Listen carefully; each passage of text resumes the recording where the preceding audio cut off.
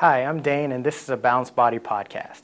We're at North Star Pilates Solutions in Buffalo, New York. This is my studio, and this is Nancy.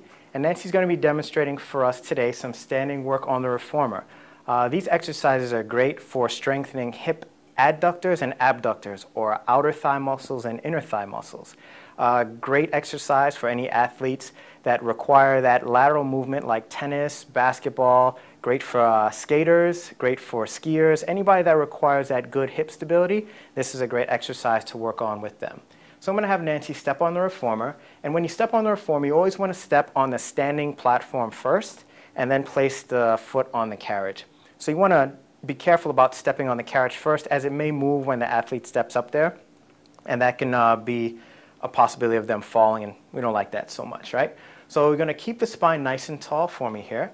And the exercise, the basic version of the exercise is just pressing out into abduction and then bringing the carriage back in into adduction or adduction. And I'm just going to have Nancy demonstrate that a few times for me here.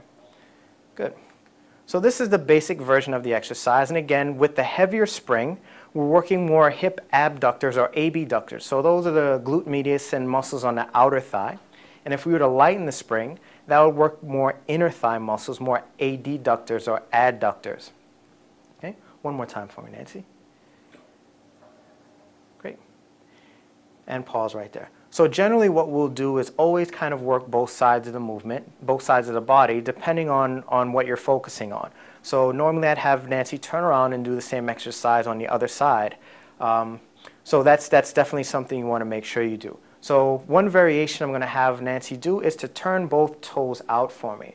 So we're going to go an external hip rotation of both legs, and she's just going to press out for me the same way.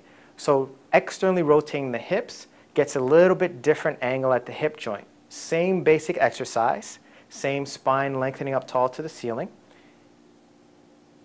and just working on lengthening through the legs as she presses out, and then drawing up through center as she comes back in. Good, one more time. Press. Good, and pause there.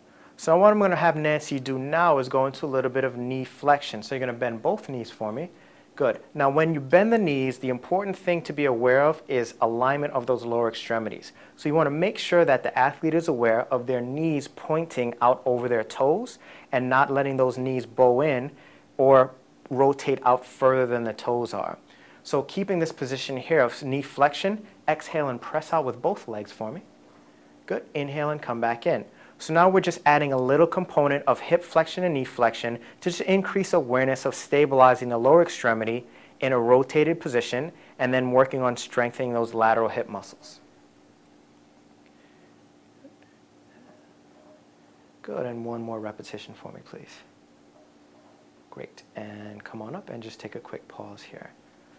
So again, these exercises we're doing now, the spring is a little bit heavier, and Nancy's on a red and a yellow. Lighter spring would be a blue or just a yellow spring, and that would again change the focus from outer thighs working more to inner thighs or adductors.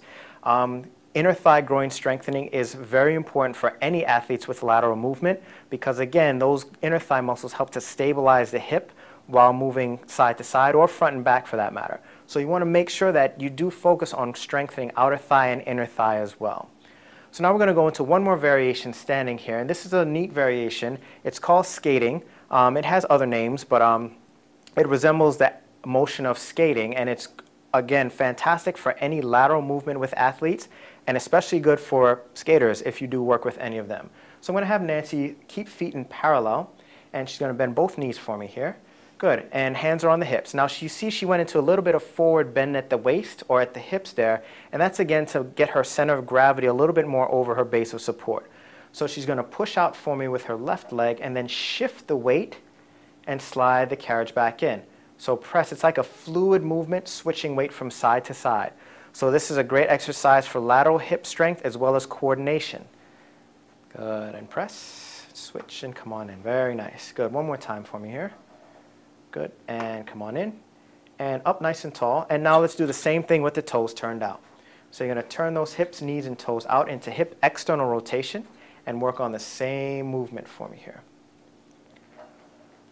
So all of the movements on the reformer in this standing position here, There are a lot of variations and a lot of different ways you can do them. So be creative with how you use them with your athletes, depending on what you want to work on, but always keep safety in mind. And one more repetition for me there. Great. And up nice and tall. Good. And when you're stepping off the reformer, always step off with the carriage leg first, and then come back down to earth nice and safe. All right, so that's standing series on the reformer, abduction and adduction strengthening. I hope you enjoyed, and thanks for watching.